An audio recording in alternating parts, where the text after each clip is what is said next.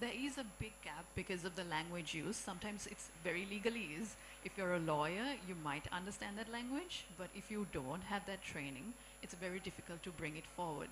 So something that needs to really happen is to bridge that gap between language, because even with the NDCs or the UN policymaking process, the language, the way you phrase it, how you put it forward is very different. The other thing when it comes to education as well as policymaking and even entrepreneurship is the fact that there's a severe lack of things that are available. You might have access to a lot of things. I know a lot of here have been a part of the British Council and the Climate Connection and Global Change Makers, so many different programs. So we've been made aware of the opportunities even in the jobs and skills sector. But a lot of people do not have that awareness, unfortunately, and that is some place where a lot of investment needs to go in to bridge that gap between the skills, the jobs, as well as the industries that are upcoming. Because if you look at the World Economic Forum report of the new skills and the jobs that are needed, you will understand that the current skill sets are not really going to cut it out in the future. So there's a lot of bridging that needs to happen, especially from the grassroots up to the upper levels of policy making. That's actually a really great point about the involvement of business as well. And the one thing I can tell you from all the interaction I've had with business, they are very keen to drive this push on net zero, but they have the same issue. Have we got the right skills, the right education, the right training for younger people? Amit. Thank you. I think all the people here agree that the youth proved themselves in many things, and especially the implementation. So we've been really working so hard. So many of the grassroots level initiatives in Egypt, which is I think 70 or 80% younger, sorry for the fly, younger than 35, and how they proved themselves to shape the environmental scene in Egypt. We can say that the COP27, and bluntly I have to say that it was because of the youth of Egypt. These started this, and we can say the big institutions like the UN or other, presidencies have been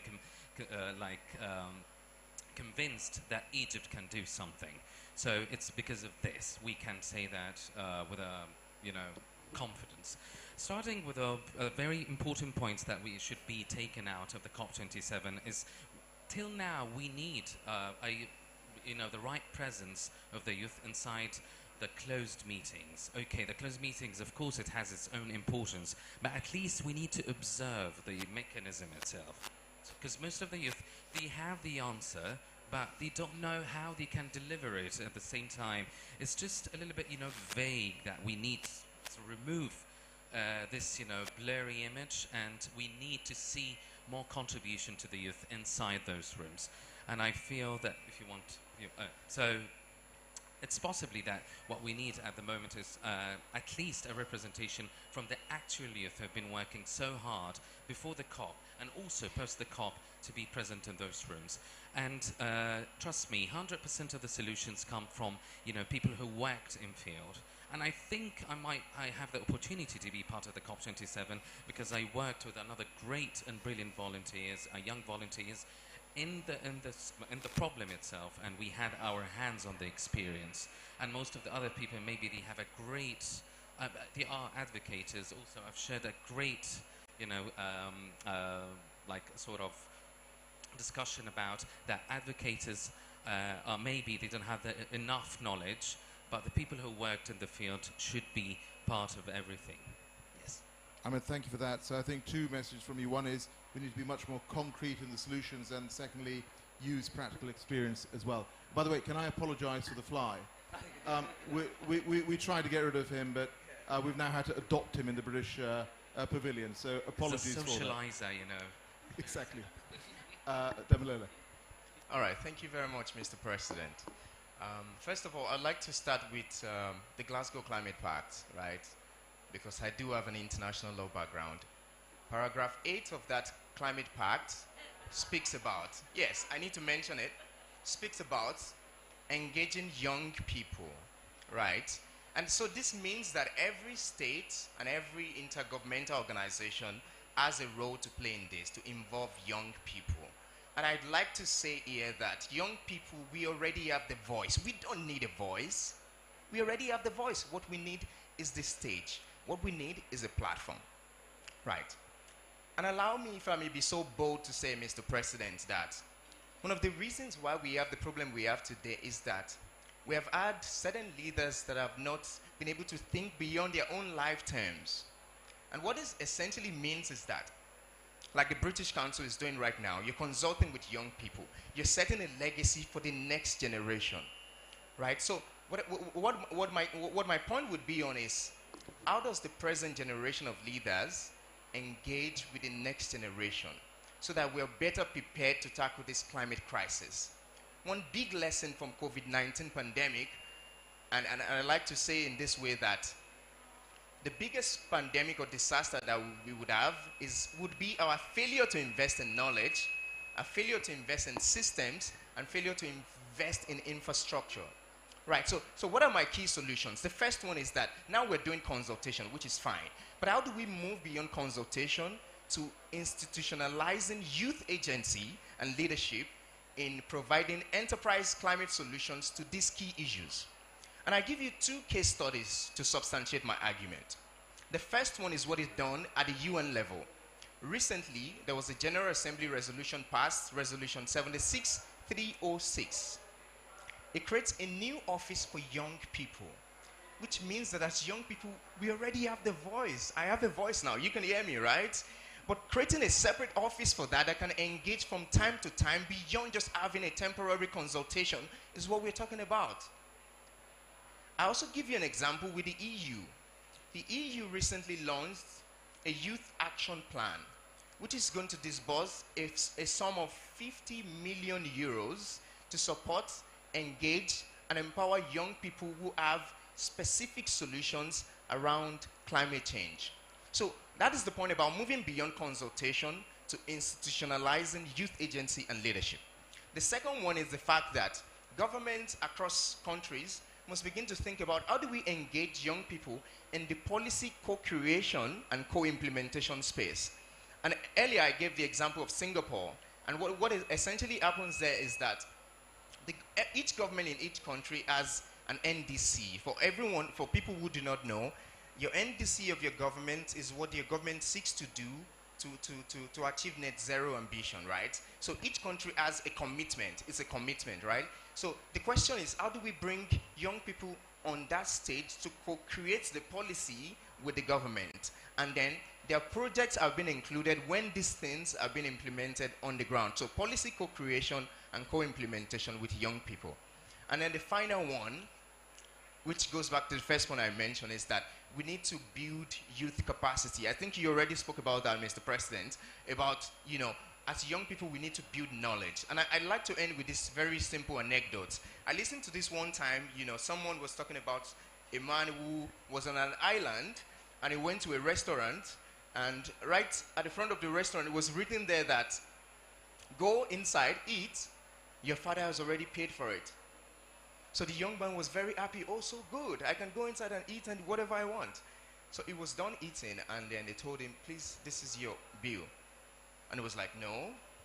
Is this a misrepresentation? It's like, we have something outside here. Like, my father already paid us. Like, look, your father already paid for it, but now you have to pay it forward.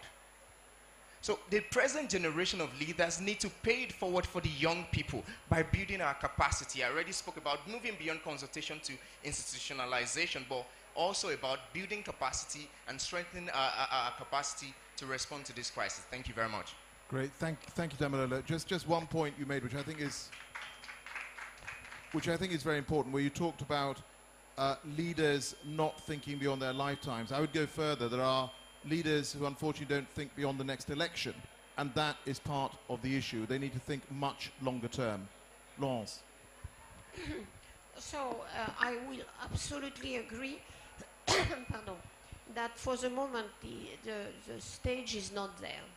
And it's even worrying to see that now we need a youth voice, and we have young people speaking to at one point in the General Assembly or here, and then just they disappear and nobody pays attention. So that should be over now. And I think that one way, of course, is really to force the door and be part of the delegation. Again, no comparison, but the indigenous people, in particular in the Biodiversity Convention, or even now in the climate, has forced the door. And now they are part of the delegation. And that's why, in a way, that's the general philosophy of the Paris Agreement, was to democratize this discussion, which is really global, that engages the whole society. It cannot be just be driven by diplomats. So the problem, how we do that. So I think we have to make all effort, training, opening. I have a good example, which is through what ECF, European Climate Foundation, is doing, supporting many young activists and young people. We are, through what we call the International Climate Politics Hub, providing information that are at the level of the top diplomatic note. Laurent Fabius used them as the French delegation, I'm sure the British delegation, so they receive every day what is on the table and what we should defend. In some delegation, I'm thinking of the Rwandan negotiation, the two young, more competent ladies that are really impressing the officials, the other officials, they are students. But because Rwanda didn't have the capacity, and because I see the International Climate Politics Hub has trained them, and they have the fresher information, they have influence. Knowledge is influence. So we need to give you access to the knowledge, because you know, sometimes they are lost. Governments are lost vis-à-vis the complexity. So knowledge is a power, and your force, your voice. So I think we should, my view, and that's talking to Alok, we have to make progress since Paris plus Glasgow to democratize much more the system. We have to open the door to the ones who are implementing, the ones who are holding government accountable, the parliamentarians, for example, the ones who are really doing the things on the ground, like states, the subnational state or the cities, and the youth people who are looking at this future. So I think it's a big challenge. Nobody will be happy, meaning the government are not happy to open the door, but they did it sometime, and we have to make progress. So I think that's the future of the Paris Agreement, to be much more democratized in the way people consider and work together to define what has to be achieved next. Laurence, thank you very much. An incredibly important point about having young people part of delegations. We've now got a few minutes for Q&A. So if you'd like to ask a question, please put your hand up. And when you ask the question, just say who you are, what organization you're from. And I'd be grateful, given the amount of time we have, which is limited. No statements, please. Just ask a question and tell us who you're directing it at. So no general questions, specific questions to one panelist. Okay, who wants to ask first?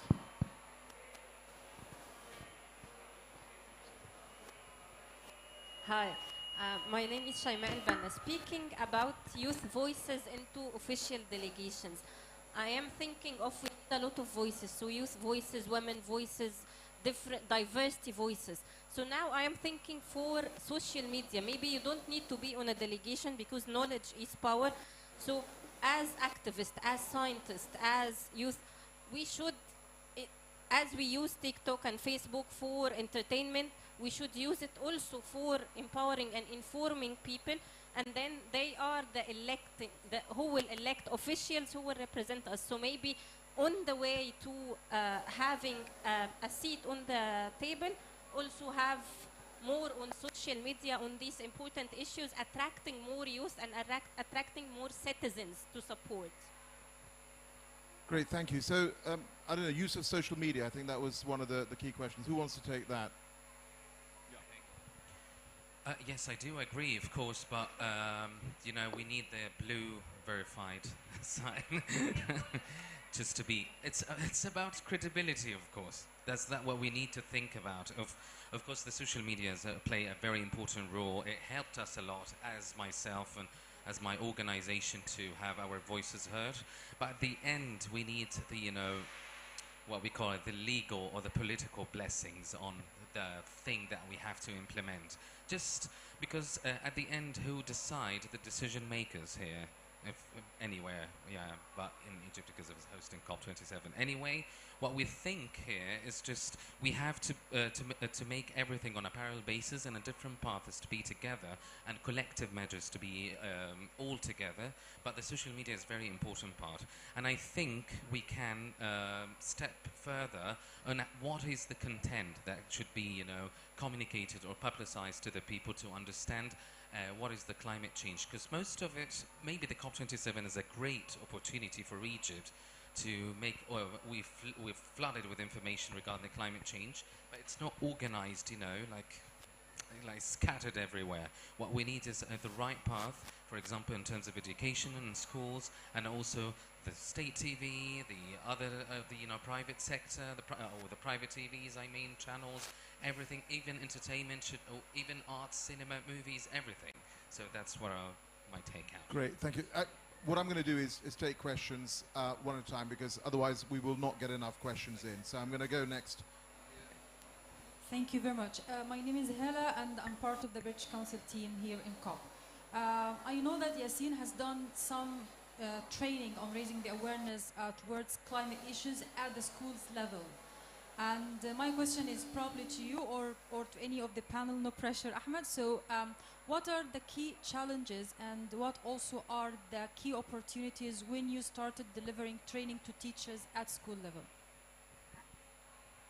Thank you for this brilliant question, because we've started a campaign with the national schools in Western Alexandria, which should be, this because they don't have an access to a proper education mainly, but they have a great opportunity and a great knowledge about the climate change, but or the plastic issue in specific.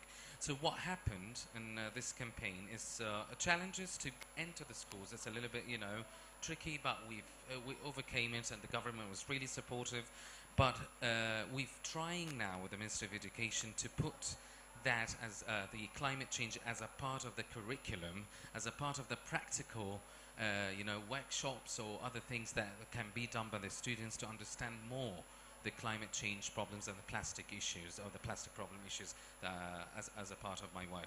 So it's really needed to enhance this and to be a very vital part of their education, at least one subject or two, and not just classical curriculum. That we need it to be more dynamic and with to be supplied by workshops and stuff. Great, thank you. So I'm going to take this question. Would you direct this at one of the other panelists as well, whatever your question is, so everybody gets a chance to respond? Okay. My name is Muhammad Rafat. I'm from Egypt. Actually, I'm only 20 years old, so I guess I have a long way on my life. I will highlight a talk from a sentence from Yassine's talk. He said that the youth here have the answer, but they didn't know how to point it out. So my question to Yassine too. What's your advice to the youth? What they can do here to reach their voices and face the challenges they face all over the world? Thank you. Okay, I'm gonna use chair's prerogative and get somebody else to answer this. All right.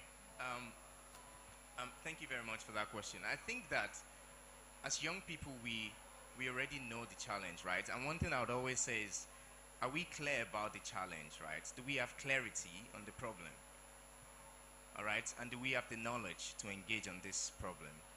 So because it's one thing to always demand this is what to be done, and it's another thing to also begin to take responsibility, to have clarity on the issue, and then to also think that beyond 2030, the same things that we're demanding of the current leaders, some generation will be demanding it from us by then, right? So I think first thing is to have clarity on the issue. And the next thing is to have built concrete knowledge on that. And then if you now focus on any of the SDGs of your choice, right? There are 17 SDGs, right? And currently the SDGs are under pressure as a result of the impact of COVID-19, Russia's unprovoked war in Ukraine, and a lot of other factors. So thinking out of the frameworks of the SDGs, and then thinking what are the new solutions that the SDGs themselves do not cover. Because the SDGs came into action in 2015, COVID-19 came in 2019. So I think this sort of innovative thinking around what are the new disruptions to these development frameworks of action, and then pointing out what other enterprise solutions can you offer within that to solve the problem, because I think there's a lot of challenges. How do we find the loopholes and to prefer new solutions to these challenges? That's my own perspective about it. Thank you, Damilola. Now, we've got time for 2 more questions. I want one for Laurence, and I want one for Anoka. So if you want to hear now from one of the world's most experienced climate negotiators, put up your hand.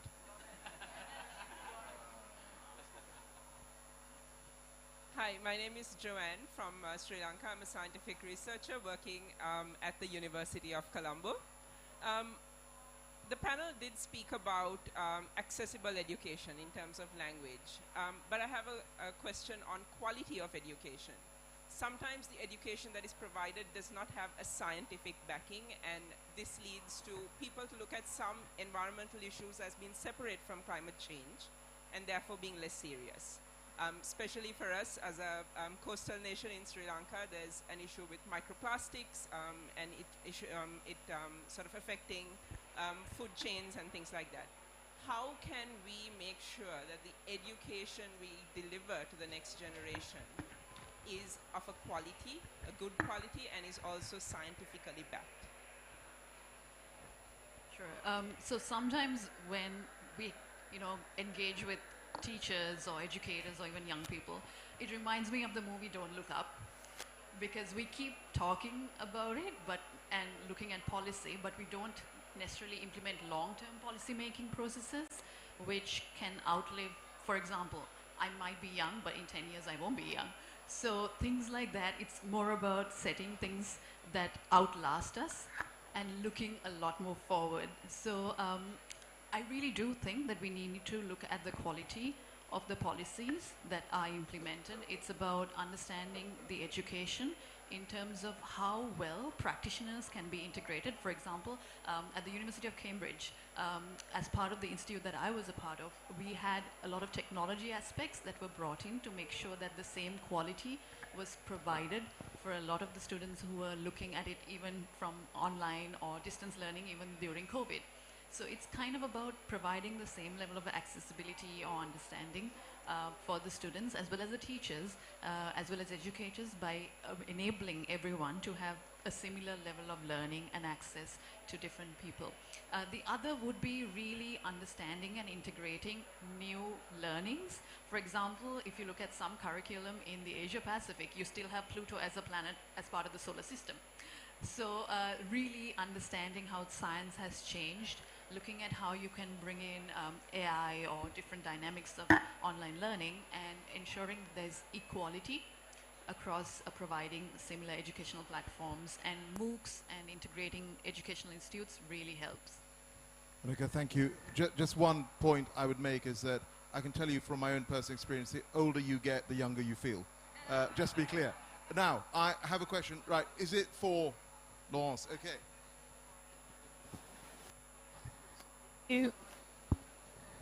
It's Kirsty Smith for CBM Global Disability Inclusion. All of the exclusions and the frustrations which you talked about for young people, similarly, we see them for people with disabilities. So the platform, but the voice, but no platform. So Laurence, my question is, how can we, recognizing the amount of energy that goes into trying to bring about policy change, how can we take a more intersectional approach? So youth and gender, or youth and disability inclusion. Thank you very much for that question. I'm happy of what we achieved in Paris. I'm very happy what we achieved in Glasgow, but the job is not over. And the main barrier I see is this inclusiveness, because again, there is no way, if we don't embark all the society, if we don't drive all this energy, we will not get this done. There will be always good reason not to do it until we are really in a total mess of what climate change is promising us. So this is a new frontier, the democratization, and for that, of course, human rights, protection of everyone is really important, and of course I cannot not comment that today here in Egypt, because citizens has to have a voice and they have to have agency. Without their agency, you know, government are always following things. They are not really, we have been in government, Alok and myself. You know that you wait for the constituency to support you to be there. And this, I don't know, the oil and gas voices are higher, but you listen to them. So that's why we need that democratization. And this is a new frontier of the governance, of all the environmental agreements, but that, by the way, should not be separate in silo because it's just stupid. It's the same science, different discipline, but going to the same direction. So I would say we have to invent this new governance. We have to invent the way to include and that intersectional aspect, because there are all these elements. Again, if I draw on what has happened in the Biodiversity Convention, I was much younger at that time, the indigenous people made their land rights recognized at home because of the international agreement, because they were there. So that's why I think we need to look at how the international platform we should construct in the Paris Agreement improvement has to help you make the case is your own country and have agency and plead for recognition of citizen rights. Without that, I don't believe in authoritarian regime delivering climate change. That's not realistic. They can do something, but that's not, because we need a whole society change. So for me, it's a priority. Laurence, thank you. Thank you for that, and a great way to end with the message that citizens must be able and allowed to lead across the world. Friends, thank you very much for this, this event. Thank you to the British Council. Can I have a huge round of applause? I want you to shout and scream. Come on.